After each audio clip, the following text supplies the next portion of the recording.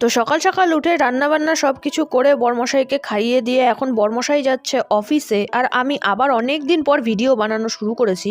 হ্যাঁ, আমি জানি আমি মাঝে মাঝেই সোশ্যাল মিডিয়া থেকে একদমই কাট অফ হয়ে যাই, কিন্তু আমি যদি কোনো কারণ বলি তাহলেই সেটা সবার বাহানা মনে হবে। আবার হয়তো কমেন্ট আসবে যে এর সবসময় হয় শরীর খারাপ, না হলে মন খারাপ, তাছাড়া তো আর কিছুই শুনতে পাই না। এরকম কমেন্ট আমি আগেও দেখেছি, তাই এই কথাটা বলছি। শরীর ভালো করার তো কোনো উপায় আমার কাছে নেই, কিন্তু মন ভালো করার উপায় আছে, আর সেই সব ইউজ করে আমি অনেকই ভালো আছি এখন।